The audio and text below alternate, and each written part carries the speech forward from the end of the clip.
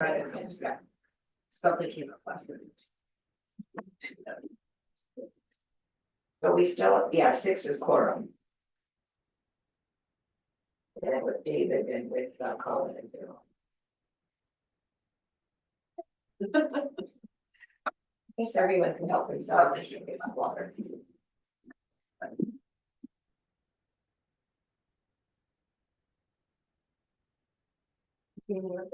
About 2 minutes. Do you have a couple minutes after the meeting? Do you have a couple minutes after the meeting? Yes, I do, sorry. I was just gonna go over the letter. Oh, good, sure. I just heard to try to get some of this out. Yeah, yeah.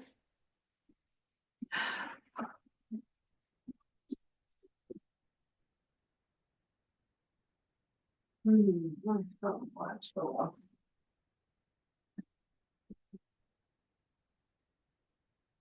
I'm the James Watt people are setting their schedule and there's a conflict with Sunny on the. Yes, yeah, he's away, he's out of town. So I've asked Alex if he's interested, but I'm telling him, you know, don't feel any pressure that you have to do this. And I noticed that Joe Zimbarco's on the schedule, so Sunny, Alex and Joe combined. Do the same, yeah, do the same walk, I don't know. So I've asked Alex.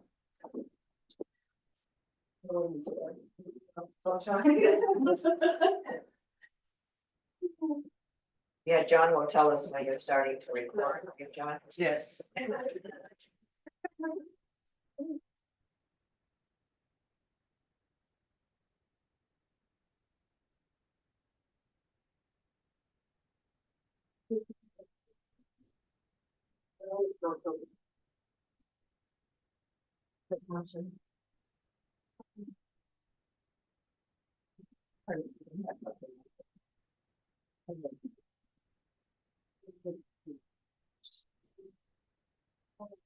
Well, I think that we're legally are happening, so I don't know if there's.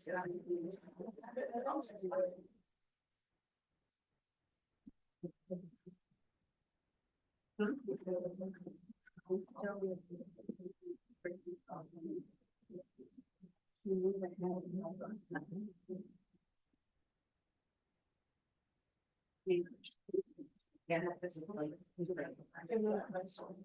Very good. That's why I say, oh, but I can all that should have.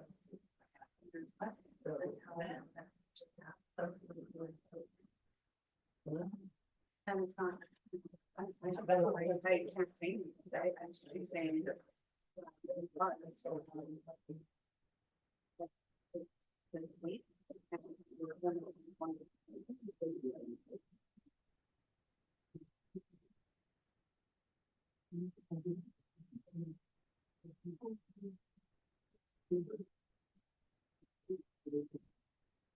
think I'm gonna look at the meeting schedule. So we just have on March 31st, but I guess they're having one April. Yeah. The budgets. They don't have it every month. They don't have them in December, but they do have one every month until. Help you. Yeah. Oh. So the first one, they.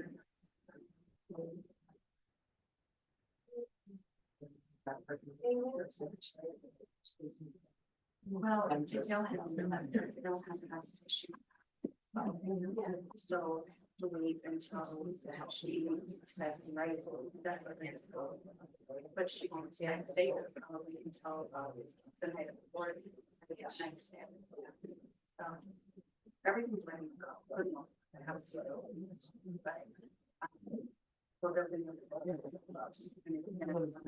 But if you choose A, it'll take you to all the questions. If you choose B,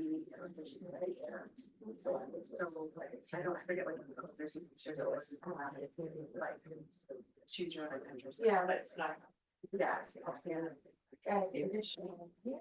It's like, yeah, there's like something, I forget like I don't know. I have a written down, it's like my business case.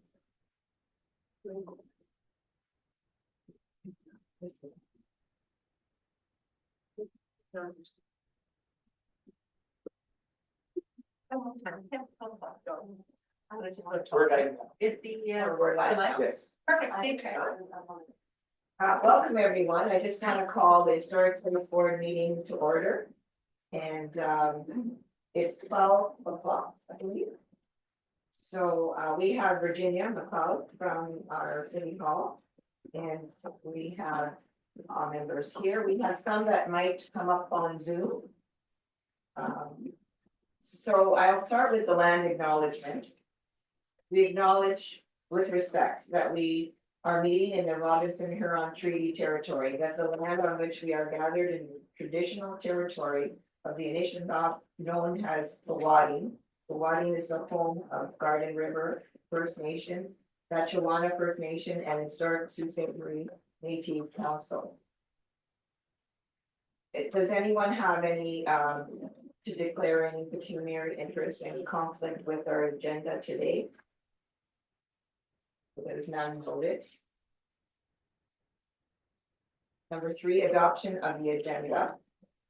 Motion to approve the agenda for Historic Sites Board for the April 9th, 2025. That's for today. Sarah Walker. And a seconder. I'll second Heather. Heather. All in favor? Carried. Start Sites Board meeting for April 9th, as presented, you approved, it was approved. Number 4, adoption of the minutes. For the people that were here, the minutes for the February 12th, 2025 meeting of the Historic Sites Board, we will someone motion. Sarah. And Brittany is a seconder.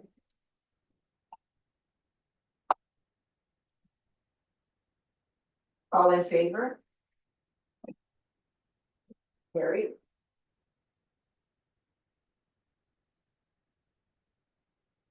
For business arising, I think we're just going to go on to the next point. The accounts, there's no financials prepared for year to date for 2025 at this time. Kathy, as you know, is not here today. She has a medical, family medical. So we're going to go on to the curator's report. And please, your comments and the questions are welcome. We're going to refer to the 2024 annual report. And I believe this was sent to you digitally. And it's quite a lot in it to review. We're going to go through it really. I'm not going to read the whole package to you, but please, if there's comments or anything. So basically, we need to a motion to approve this. So we'll start with the executive summary where Kathy has her letter and she just reviews everything from it's like some for 2024. So I just highlighted the total number of visitors was 28,991. She talks about the cruise ships and the bus tour companies. The Great Canadian Maple Excursion connected the history of maple syrup and the fur trade.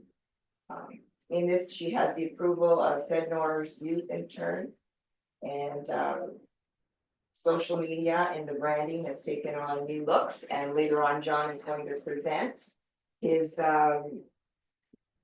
ideas on and Kathy's ideas, and I put the members that talked about the new branding. For the new members, he will present that to us. So basically, the Historic Sites Board has beautiful events, the annual Fall Rendezvous, and many festivals that attract the visitors to the site. Sustaining and maintaining our 2 largest artifacts, the Edmonton Old Stone House and the Clare Block House. So there was some work that was done during the year. A remarkable lineup of heritage interpreters and reenactors. So basically Kathy's letter is to thank and the continued service offered at the site through community programs, events, and general visitation is a result of dedicated community partners, supporting funders, and remarkable dedication and support of the staff. And volunteers, board members, patrons, and our friends of the Arlington Burglar and National Storage Guard. So basically, she looks forward to 2025 as all we do, those you turn. Is there any comments or questions about the charts? This chart right here, or this pie chart, I think it's above it. Right there. So basically, it shows the indicators, the overall picture from 2019 to 2024, going through the pandemic. Comments about that? George? Everyone's had a chance. Sarah? So I just made a comment when we walked in that we're capturing our folks when we come to site as non-paying and or gift shop visitors. When we come to site, Oh, okay. just to make sure, because that could help bump up the number a bit. Oh, so you think, yeah, the total for 2024 should be. No, I just mean like so we may not be capturing this group when we walk on site, but that number Oh, I could see. help overall in the span of all of our meetings. So if we're not capturing it, Kathy would know, Okay, but if we aren't capturing it, then we could under non-paying visitors. all right. So on the same topic. Of the non-paying group, they don't necessarily all go in the gift shop, usually it's a combination It would be common. of the gift shop and the non-paying. Yeah, I think it's like, I think she's combined them there, but I will note your comments, Sarah, and Kathy can clarify. Just, I think on the numbers too. From 2023 to 2024, one of the big shifts in probably the visitation was actually higher. But the removal of Poutine Feast, so Poutine Feast had been here, it shifted to the plaza, so that I think accounts for the swing overall. Which was a fairly large number in itself over the course of the 3-day event. So I do think that they've probably increased the numbers of visitors in other categories. Because it's only the difference of a couple thousand on there, which Poutine Feast usually drove more than that. So I think, that growth of what they're doing is continuing, even though that event was removed. So I have another question, which kind of ties into the next item, so I can wait until we get to the digital plan, but it kind of ties into both. Okay, So do you want me to ask it now or wait? well, wait until, is it for the digital plan? Well, Or it, go ahead. it is technically tied to the annual report as well, so, I wanted to know if with the implementation of the digital plan in our curation and offering that online via a website, would those numbers officially count toward visitors because they're virtual visitors? And would that then beef up these numbers, or would we have to count that as separate according to whichever? Like, there could be legislation for the museums, I'm not privy to that, I don't have a background in museum curation. So I'm not sure if it would be an official count or just bump us up in an unofficial capacity. So if you look at the digital plan on page 3.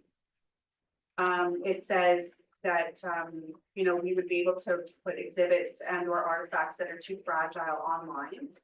Which technically, if we're, obviously be tracking website data, so visits to that page. But could that in any way, shape or form bump up our visitor numbers even though they're online? And how could we capture that?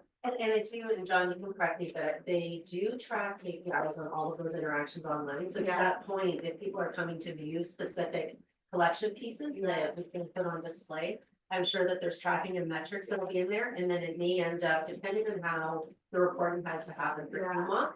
There probably is a separate category that Kathy will probably be tracking and John as they can maintain those metrics. So that's a really big concern to make sure that we do capture that as we build out those digital Yeah. experiences. Yeah, because I feel like there's still views, right? There's still visits. So if there's any way that we can capture that officially, especially because a lot of folks from the region especially don't necessarily come to the St. Marie for every exhibit.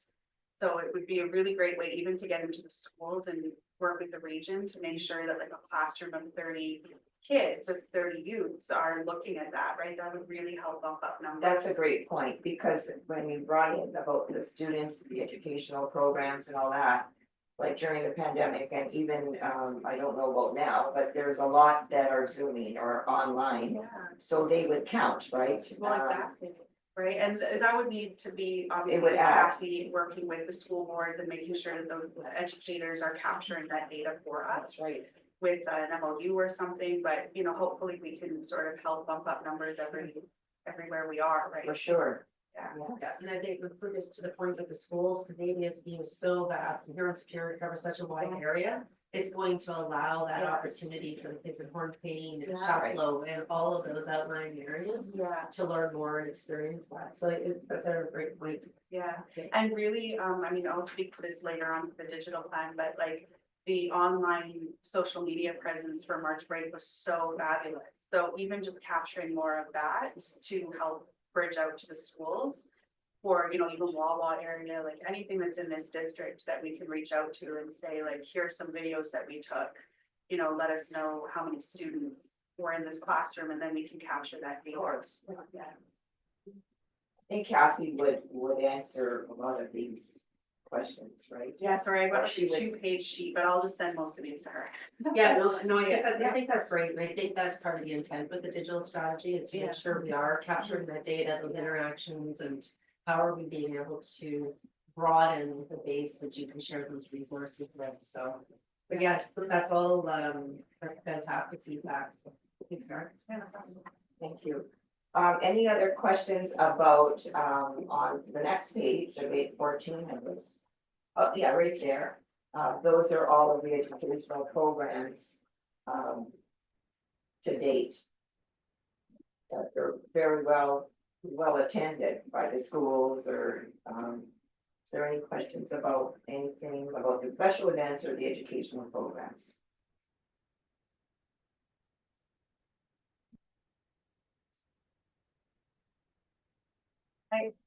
I'll just ask my question.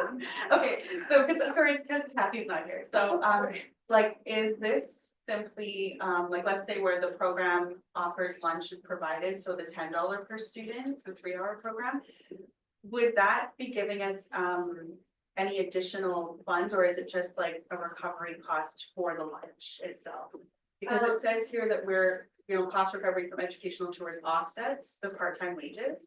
But I'm not sure that $10 can really, I realize we have someone cooking here. But I don't know that that would actually cover the cost of the food plus in addition to the part-time wages. I'd have to double check on it, I do know when the fees come to the group, Yeah. each year, and those will be coming up again, I think, in June for discussion. Yeah. So we need to maybe bookmark that and then, you know, Yeah. take a look to see And if you're how much they make per student. Yeah, I would think that there's some money that is going to support the program as well, then there's Yeah. a chunk of that that would cover off the food costs for lunch. But that might be one to have further discussion about. She has a record of how Yeah. many students and what the cost is. because I'm not necessarily saying to increase the cost for students, because they don't always have enough money and the school board only has so many dollars. But we could potentially be considering that as subsidization and applying that to like a charitable donation or something like that. To help us in with the fiscal. Yeah, Kathy would definitely have that breakdown if it's like, Okay. you know, a $4 or $5 unit cost for the food and $5 goes toward the Yeah. programming cost of that. Thank you. Yeah, they've done a, personally, I think an excellent job in really matching up the curriculum to the programs and being able to identify those key things to support the educational side of it with the curriculum, so it's a nice program. Yeah, even something like culinary, like the culinary tourism, you know, there are, like in Thunder Bay, they're losing potentially their culinary program. So I don't know if Sioux College continues to offer a program like that, or if they ever have. But you know, just making sure that like the youth in school do have access to, you know, things like that. I know it's not one of the well-attended ones, but I think that that could be something that we could expand as well. I don't know if the college used to have a culinary program, I don't remember if they still have it or not, I'd have to double check. I don't know if Sioux College does. I know Thunder Bay potentially is losing there, so. Yeah, they used to have it previously. Yeah, Yeah, they had the kitchen there. Yeah, yeah. Anyway, Superior Heights, Algoma District School Board. yeah, They have a culinary program yeah. and they have a kitchen, so I don't know you know. About that, but Yeah, but both school boards do have a culinary stream that the students can participate in, so. I think that's when they designed the curriculum there, it was to be able to tie into the programs they're being offered. yeah, to connect, yeah, sure. Yeah, and the more interdisciplinary too, like from a heritage and history perspective, really tying that in to some of the local history, right? What would have been cooked in 1800s and the 1900s and how culinary things change over time. When we have our Fridays by the fire, so I mean, we have a lunch. But we also have a historical Yeah. aspect to it, so it's always tied in. Yeah. And there's revenue brought in for these January, February, March, along with all of these special events, so. She would be able to tell you what's brought in, like, you know, we don't have our chart here, our financial chart here Yeah. today. Yeah. But, I mean. she would be able to- I was thinking mostly for just elementary and high school, Okay. secondary school students. Yes. All right, so, I think we should, wrap this up or for this. If no one has any questions. I just have a point about, it doesn't look like it's being moved, it's just going to council, but the noise bylaw exemption, it looks like in the third paragraph, so the second paragraph under background. I believe it should say May to December 2025. So that would be the exemption to council.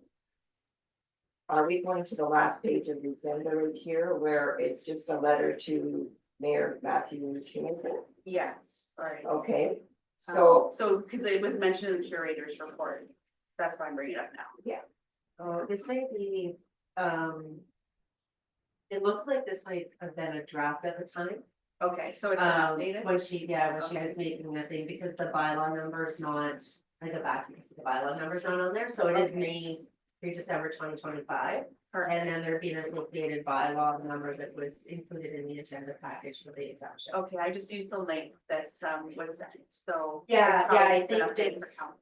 Kathy was trying to get the package out Yeah. prior to Right. leaving, so yeah, Okay, perfect. There's a typo on the same page in the. I think it's a draft. But not the- it's not the- package should be. Yeah, that one's not the final one. I think Kathy put the draft in just so she. can- Oh, okay. Good. Thank you. No problem.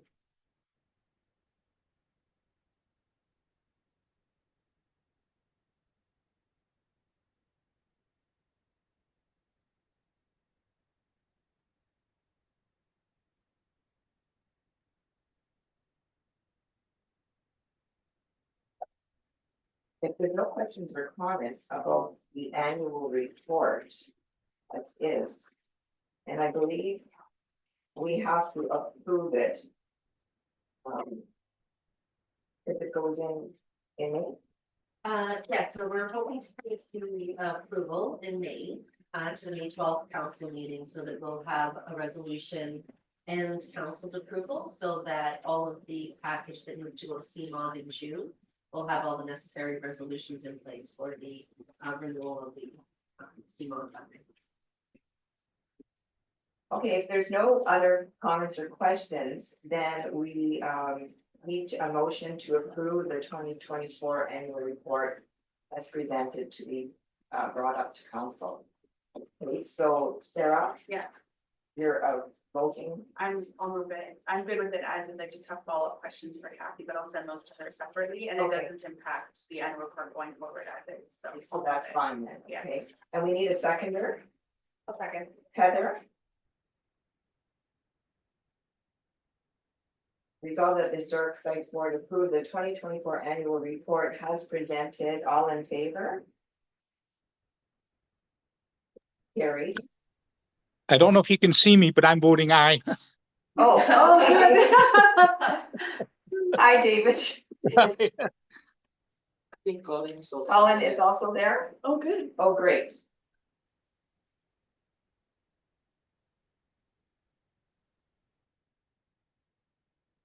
Okay, so we did discuss the firearms exemption, just the letter that Kathy has in the package. I think that just as is, Yeah, it's just for, it's a draft. just for information. So we could move on to the next booklet, which is the digital plan that was derived from the digital strategy.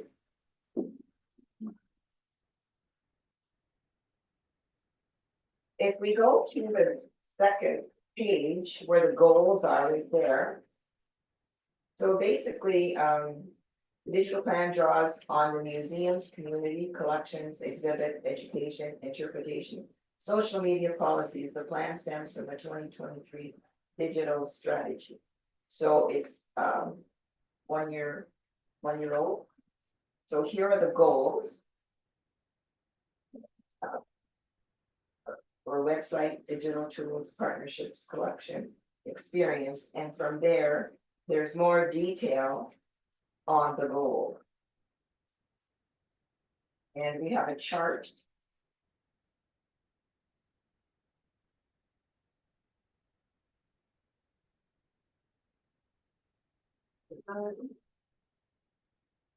We'll just go back to that, we were there. And in our package though, we do have the objectives and the who, when, and where, and the completion of the goals. It's at the end of the annual report, John, the digital strategy. There you go. There you go, there it is. Thank you. Okay, so that's, they showing the goals again with objectives and a little more detail. And the years that they were implemented or are going to be implemented.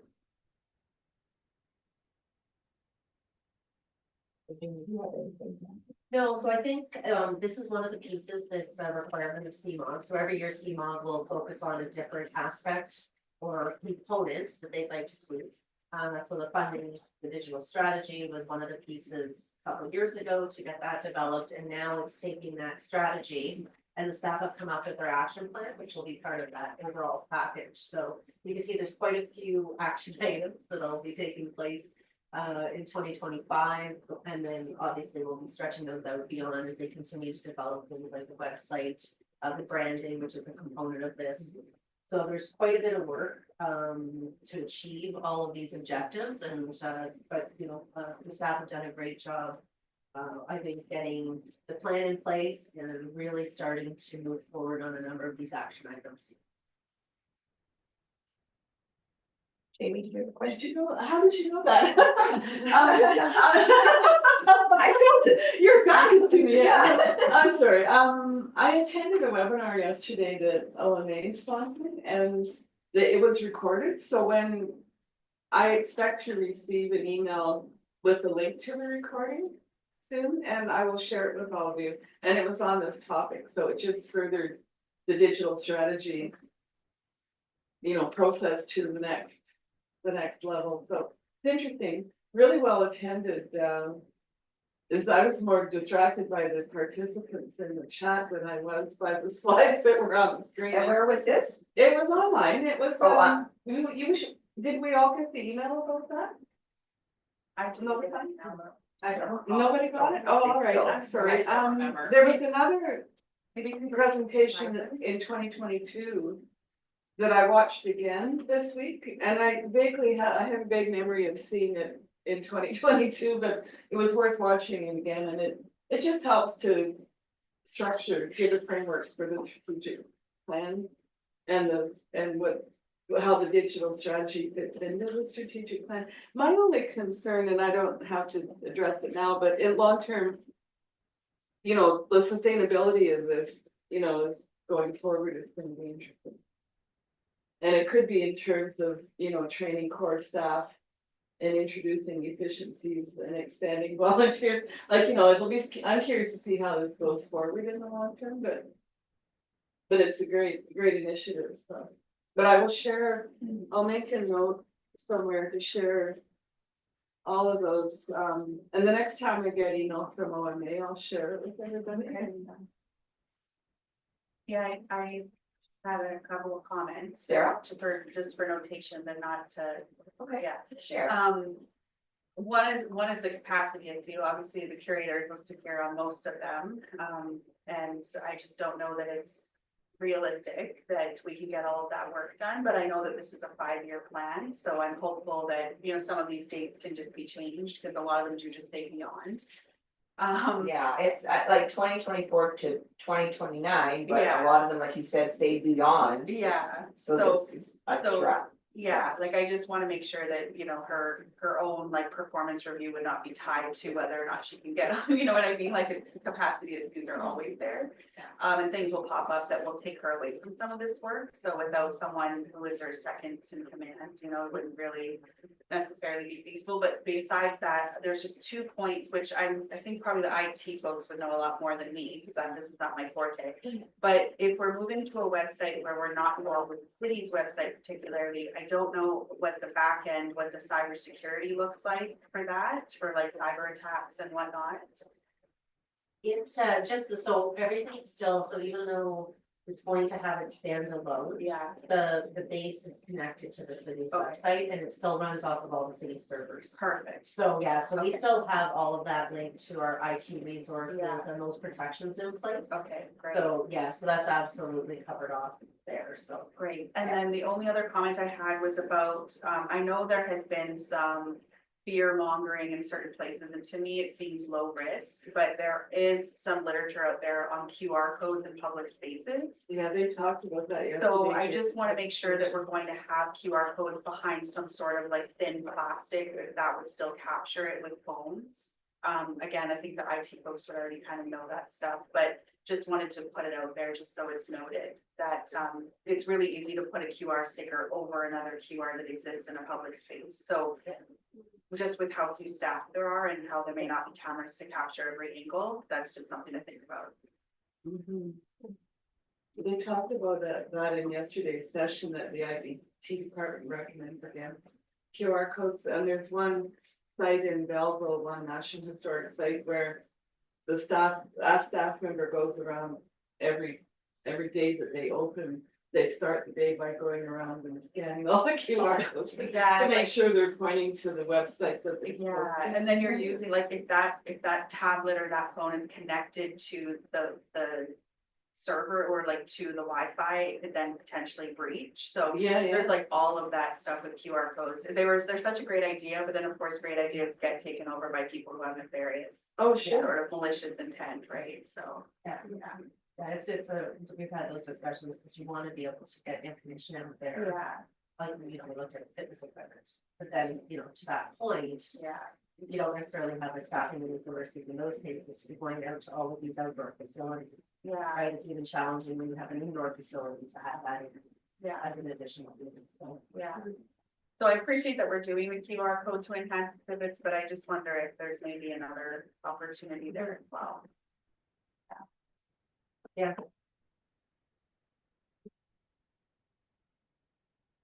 Well, we do have to approve, the digital plan for 2024-2029 and beyond, I guess. So we do need someone to, a motion to approve it. Unless there's other, Oh, no, I don't have any other. okay, just checking. And this is, No, I'm good, thanks. this is to me like Kathy and working with her supervisor and coming up with this, so I'm not gonna, like, of course I approve the word plan, yeah. A seconder, Okay. Heather.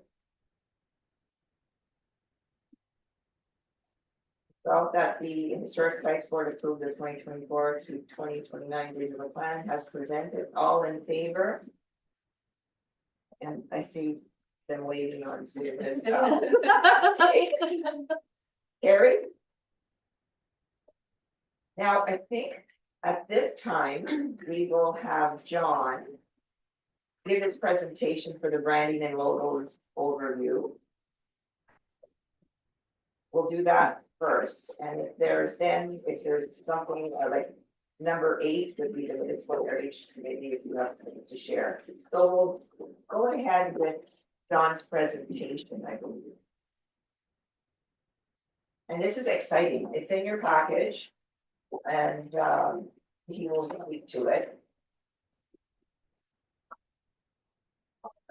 Hello, everybody. So it's the branding proposal that I want to propose for the Ermengarde National Historic Site. So the main objective of this project will focus on the development of a new brand and visual identity for the Ermengarde National Historic Site, which will align to its mission and purpose to continue telling stories steeped in stone, where culture and heritage meet, and as a part of building the digital tourism growth. So this is the current logo that we are using for the Ermengarde National Historic Site. If I'm gonna describe it myself, so it's colorless, it's very Ermengarde centric, very detailed outline drawing, lack of flexibility, very realistic, and looks like an image. So this is the word mark typography. When it comes to the word mark typography, there are two types of typography, the serif font and the sans serif font. So the serif font are the old classic and traditional fonts that we are using like several years ago. And then the sans serif font is the modern and bold style of the letters. So the only difference is that the serif font has the tails on the end of the letters. And currently, the word mark that we are using on our logo is the serif font. So we are using Adobe Caslon Pro Regular. So on the right side of the screen, you can see the legibility test. It just shows how legible the word mark that we have right now. So you can see on the 100% size, it's very legible. But when it comes to like the 10% size, it's very hard to see and read it. So what is a logo should be? It should be versatile, balanced, timeless, recognizable, scalable, simple, legible, organic, unique, and remarkable. Just like those examples, like the Art Gallery of Algoma, Parks Canada, Sault Marie, HBC, and the Northwest Company. So who are our target audience? Our target audience are the youth, students, families, indigenous communities, sub-community, and the international and local tourists or travelers. So this is the mood board. It represents the unique visual color and identity for the brand. And I've used these colors from different elements that can be found on the site. And it has played a significant role in the history, culture, and heritage, just like the colors of the maple syrup, the wood, the beaver fur, spices, tobacco, and plants that we grow here in the garden. So we wanted to have a warm, bold, strong, and classic style for the brand. So those are the primary colors that we're going to be using for the new brand identity. So I've used the rosewood and the sorrel brown. And in absence of the primary colors, we're going to be having the parsley, Arrowtown, whiskey, and the white. So here are the rough ideas that I presented way back October last year. So I thought of representing the houses, the two houses with a new and modern look. So the number one, you can see the old stone house over the black house, and then a different orientation side by side on the number two, and then some illusions of the house from the number three. And then I also incorporated the canoe as a recognition for the indigenous community on number five. And then the number six is like a static look of the old stone house and a 3D version of the black house. And there are some ideas. So from number 9 to number 13, those are new ideas that I came up. From number 9, I tried to use the canoe and put the Ermengarde name on it. And then at the bottom of it, there's like the steel that recognizes the clerks industry. And then if you can see number 10, it's like the two triangles represents the two roofs of the house with the canoe and white fish there in the middle of it. And then out of the 13 ideas that I came up, I narrowed it down for 4 ideas that is like a best for me. So this is how flexible the logos will be. So it would be standalone with an icon only, icon with text on a stack style, and then icon and text in a horizontal style. So out of these four ideas, oh, sorry. I'll just talk about the word mark typography first. So this is the new proposed word mark typography. So I use a sans serif font with the rounded corners because it is more bold and modern. And also, if just gonna try to zoom it, there's a wavy style on the font on the letters that represents the Saint Mary's River, sorry. Okay, and this is the proposed logo for the Ermatinger Clerc National Historic Site. For me, it says everything that Ermatinger Clerc National Historic Site offers. So this is the explanation for all the elements that are in the logo. So the upper part of the logo symbolizes the eye of a beaver. And then the smoke of the chimney represents the Algoma Still, which is the main industry of Sault Ste. Marie up until today, and the heritage culinary experience that we showcase here in the summer kitchen. And then the bottom part of the smoke represents the tail of the whitefish that symbolizes the Whitefish Island as well. And then the chimney represents the hard work of Ermatinger and Clerc and the fur trading which stood alone during the war. Also, it represents the summer kitchen today where we gather the special events, sharing stories, steeped stone.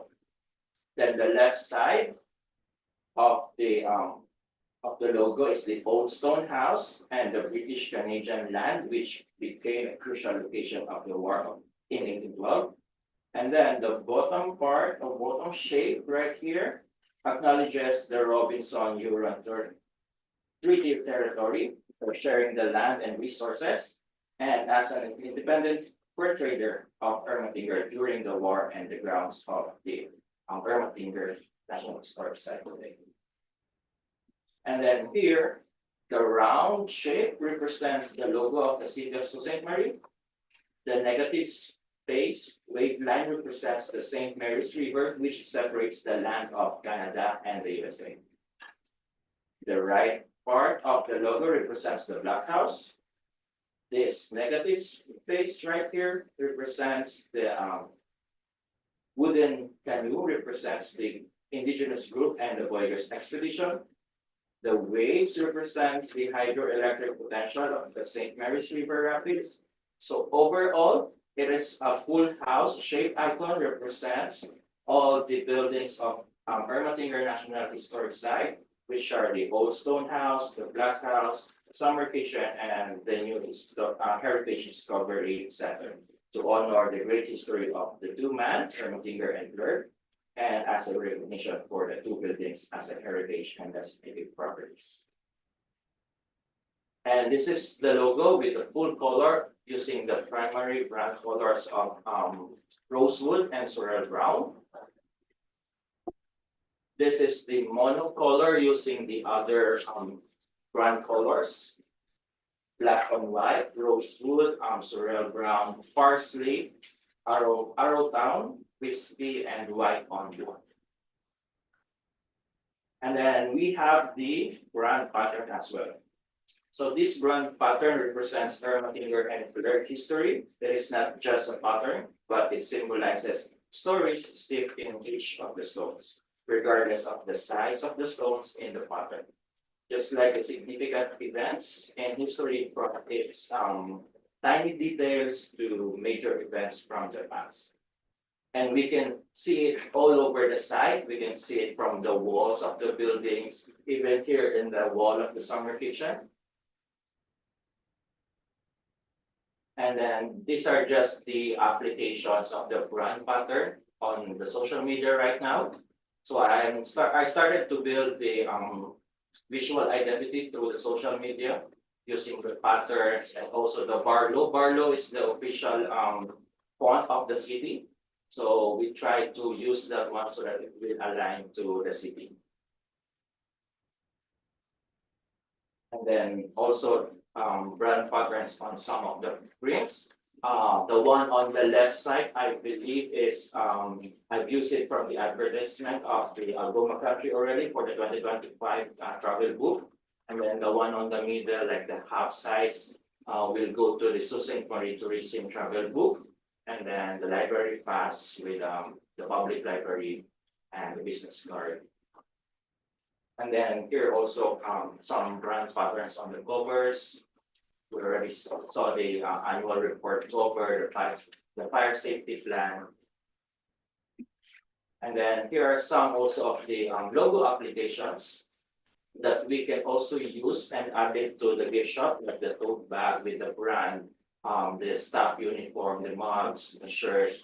And for the corporate, we have the envelopes, documents with all the branding applications. So I think it would really help to have a merchandise with the brand, because a lot of tourists are looking for it, especially when they're always visiting new places and they want to have like souvenirs. So I think it will really help give a better sale with the patient as well. And yeah, so that's gonna be the proposed logo for the Emmetinger National Stars. Well, thank you, John, because a lot of work has gone into it, a lot of thought. It's a proposal. And I mean, we're gonna just open up the floor for any discussion on what you heard. Did you want to add anything else? John? Yeah, I just want to add, if this is gonna be our official logo, I'm just gonna show it how it looks like on the website. And this is also part of the website process. So that's how it will look like on the website. This is called the wireframe. I'm working on it so that we're gonna be having the start for the website. So we added also a virtual tour, which also will give excitement for the website visitors. And then here we're gonna sell also tickets. People can directly click the ticket, they can read everything, all the details, they can slide all the images. And if they decided to book for the ticket, they can add how many persons and then they can go to check out directly. There will be also a site calendar where people can click whenever they want to visit the site, and then it will show all the events for that day. Then the daily admissions also will be there. And then there will be also a collection and research for the digital artifacts that we are doing. So we are planning also to have 3D artifacts, which broadly is starting it with raw images as of now. And we are planning to have a 3D artifacts on the site. And then some news programs and events, the virtual tour, some photos galleries and memberships.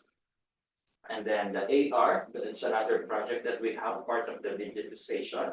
So there's gonna be a banner for the AR AR app to download. And this is also a roll banner. You feature all the facilities of the website.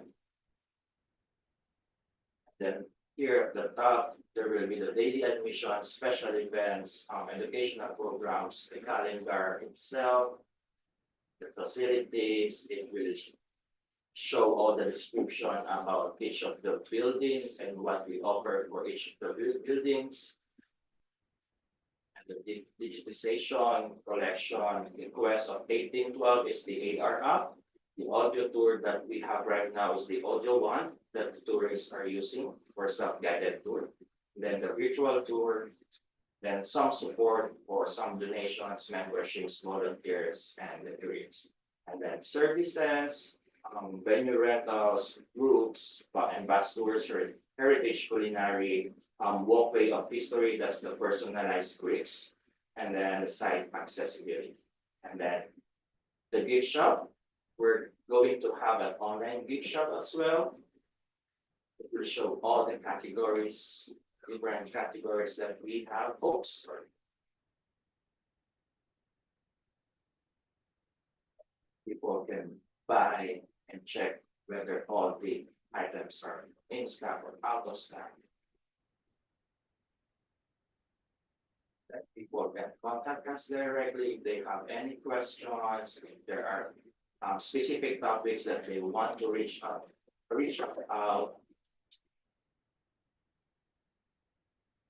And some of our partners as well. And I am planning also to build a newsletter database for us so that we can able to reach a lot of people aside from the membership that we have. So it's gonna be a part of the B2C, they call it B2C, business to customer. Oh. Yeah. Yeah, that's how our website supposed to be. Hopefully, look, it will look like. That's very impressive. And I don't know if, sorry, I don't know if you can see it from the background, the pattern. Yes. That's it. It's awesome. That's You did great. yourself. Yeah, it's amazing.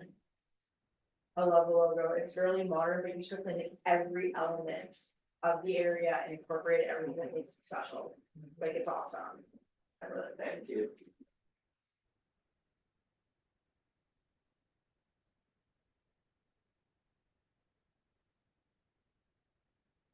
Good question about the website, and you're going to be amazed at those questions coming from me, because, I'm, known for not resisting the use of my cell phone, but my experience with, my limited experience with cell phones and bringing up websites on a cell phone, on a mobile device, the menus often gets truncated, and I have a concern that the menu on the website is, for the gift shop, for example, is quite extended, and also for does it look okay on a cell phone when you Yeah, go so we are looking right now for the desktop view. I haven't Yes. prepared for the mobile view there? yet. Oh, okay, But there will be a different layout for the mobile view. Oh, so there that is. It will be accessible for everybody.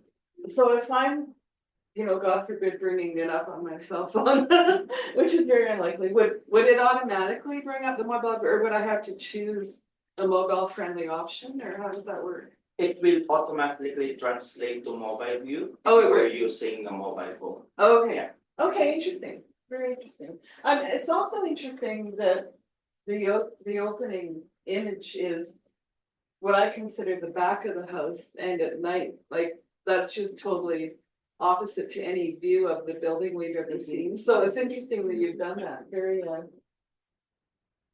different. With the white picket fence, I really like it. Any other comments or questions? I just have one note, because you put careers for now under support, Yes. and I'm just wondering if people will be able to find it there.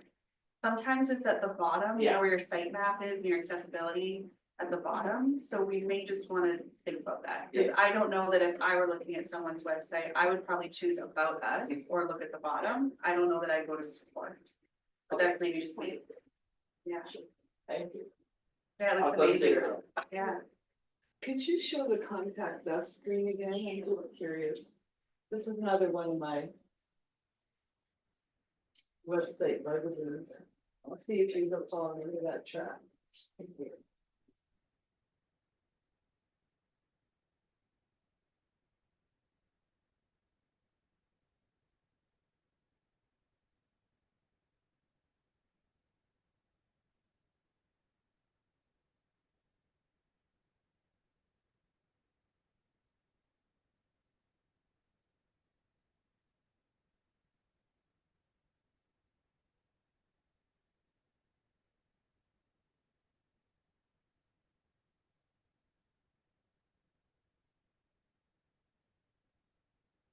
page have a phone number on it? Yeah, They correct. Oh, good. That's my complaint, is that these, nowadays, people don't put a phone number on their website. And I find that incredibly annoying, but this is gonna be, with so much merchandising on here, it's going to be a lot easier for people to book the Fridays by the Fire and all that, Right. because it's more obvious what the calendar is. Would the chat with us be available during the day when folks are on site? Yes, it will be technically AI thing. Oh, okay, If there will be no one on the side, just to acknowledge all the messages, then if all the stuffs are working on the day, then we can attend all the messages. okay, great, and would that be the folks that are, that are the front desk, the visitor desk? Okay, great. And then also people can click the email, then it will pop up directly to their email. Okay. So it looks very complete to me. If you had to, what would be the next step if you think you need to add something to this or take away from it? Or just- So the next step that we are planning is how to integrate everything, because this is like just the layout of it. Yes. So we have to go up to the back end, how everything will be connected, how everything will work, especially also for the gift shop as well. So we have to connect everything when it comes to the payment gateway, that it will go to the city. So those kind of things Okay. will be the second phase for this. So if any of us have questions, we could email you as well, like if there's more questions you were happy. Yes. All right. That sounds very fair. That's great. If you have no other comments, then we'll move on. Are we approving the logo, or are we just? This will come back for approval at the next meeting. Yeah. So you have some time to More- think about it. Okay. So at your next meeting, if there's any questions or adjustments, then yeah, take that feedback. There's a lot of information, so. Yeah. This will be an ongoing thing. Yeah. So I believe on the agenda, if there's some members from the Municipal Heritage Committee. If there's some information that you want to present at our meeting today. This is the time to do it. Are we going through the federal stuff? The federal stuff. Have we done that already? The only thing I believe is the Fednor grant, bridging it, do we want to? I think we have mentioned what we received from Fednor, but we'll do it again. So in the federal grant, so there's a few components, so the website being one of them, so you should see John's put a lot of effort and work preparing the wireframe. So that we can move forward with the actual website development and getting all the back end done. The other piece that's out is we've working on the request for proposals for the augmented reality, so that should be going out very soon. And then we'll be getting those proposals back. And then the other component was to do some work to add heat to the blockhouse so that we can extend the operating hours there. So that request for quotations has went out. We'll be having a mandatory site visit coming up, so we should have those quotations coming back in the next 3 weeks. So that we can start to move forward with that component of the grant.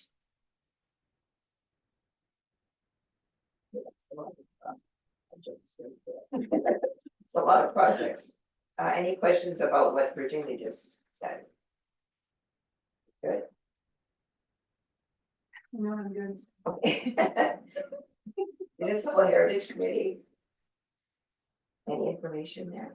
I know we have a few. I'm members. there on the committee, Colin is on it, I'm the chair of it, so, it's taken me a while to get used to that idea. Every time the meeting starts, Virginia has to remind me that I'm the leader.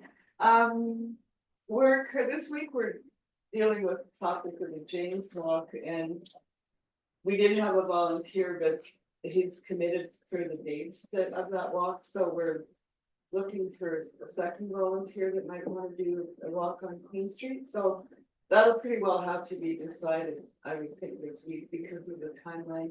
The James Walk is May 2, 3, and 4. And we're still working on the Doors Open project. There's a meeting later in April for that. there's a subcommittee for the heritage booklet. And there's a timeline for that, that will probably come before this group in probably by September, maybe, Hopefully June, hopefully June. hopefully June. Okay. Because September, we wanna have the booklet produced. First of all, So I'd like to be printing at the end of August so that we're ready to go for our Doors Open event, which means we should get all of the feedback from the historic sites for hopefully the June meeting. So we've been going through the document and doing edits. There may be some tweaking that we have to do, but we'd like to have a fairly full document to the committee for review. And that will get sent to this committee for eyes on it as well, right? Yeah, to the historic sites, Yeah, yeah, yeah. so that's why I'd like to have that to In June, Yeah. well, there's still time. to Yeah, change. MHC, HAC, to both committees in June. And then that way we'll be able to incorporate any of that last minute feedback.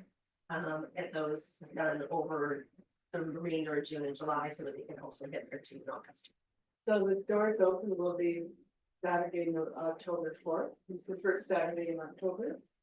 And we have an extensive list of sites and it's not getting any shorter, so.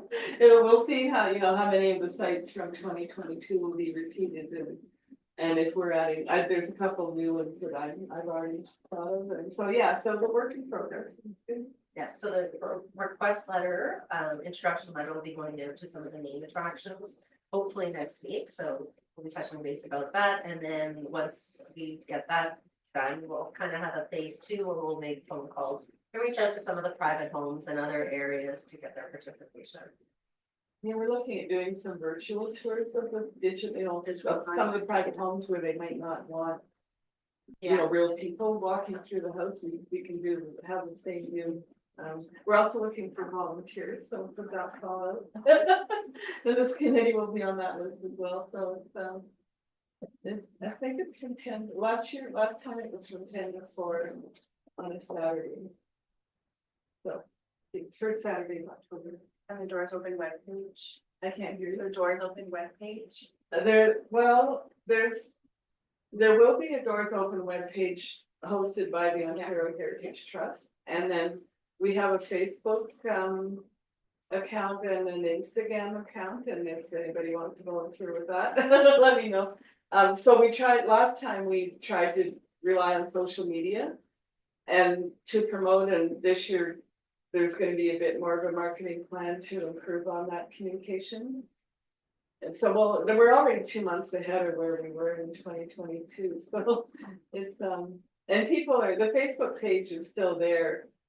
And I still get alerts when there are active views of it, I get an alert, so people are still looking at it even though it's stagnant, so, yeah. And we're working, the holdup with that is when we registered with Ontario Heritage Trust, there's a new logo for Doors Open, and so we need to incorporate that new logo into our images and whatnot, and get up a new color thing on the Facebook page, and so we'll work on that aspect of it too. Josh Ingram is involved, and yeah, it'll be good. The city, right? Yeah, Josh, it's part of our team, so great, he's gonna help with getting that information out, doing some of the branding and helping with some of the posts as well, so I'm sure we'll be listening John for some assistance in that. So we've got a couple of wonderful resources that are Yeah, skilled in it's that been area. great working with Josh. She's involved with the booklet as well, heavily, so he's a busy person. So we have future meetings, May 14th, June 11th, so by June 11th, we'll be able to have this information then. Yes, yeah, that's my goal is to June get 11th, if that's when our meeting is, so maybe by then we'll have. And that's on user fees as well, that meeting in June. But we always have a place for the municipal heritage committee to bring forth their information. So So if the agenda goes out a week or 2 before, is that feasible that we'll still have? Yeah, we should be able to have it.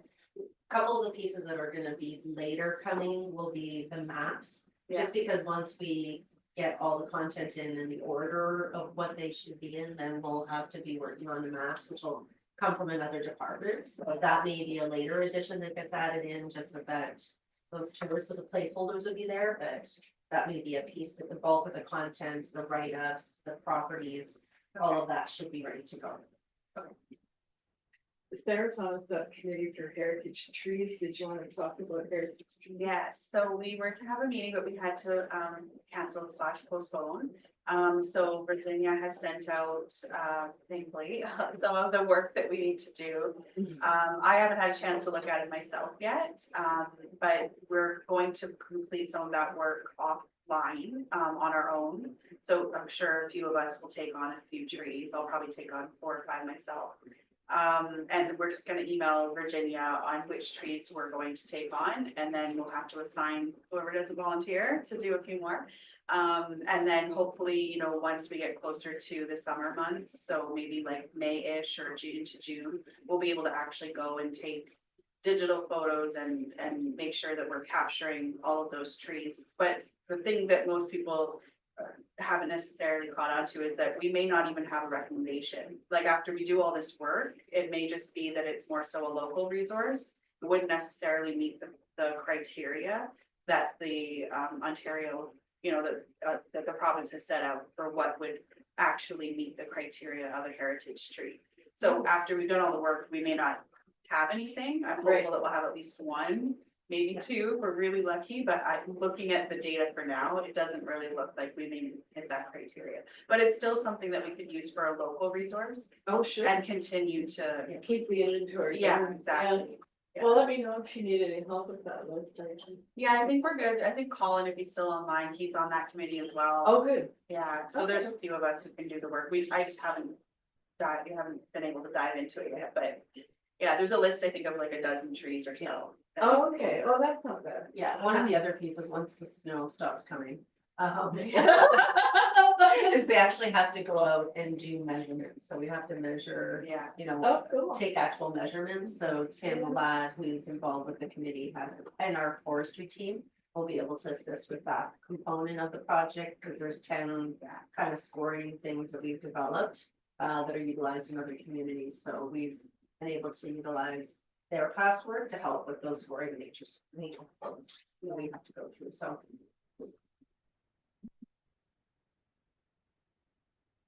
So, under new business, May will soon be here, May is museum month. And it begins the tourism season, bus tours, cruise ships, and summer students will be in place. It's some lucky, right? Kathy just has a note here, affiliated organizations, Friends of the National Historic Sites. May is AGM and open house. Did you need to add to anything else to that? Oh, Living Historic History Algoma.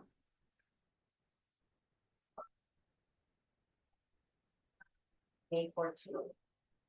May 14th is our next meeting.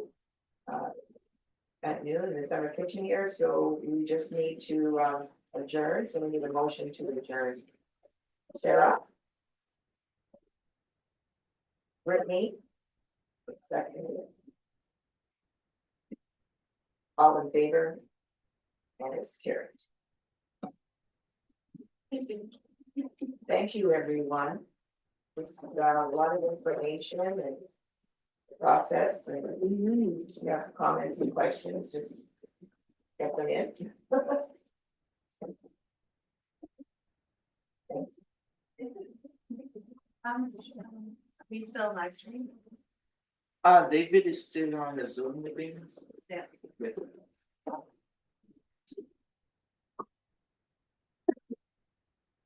I think the question. No. We're good. We're good. Thanks, David and Colin. Thank you.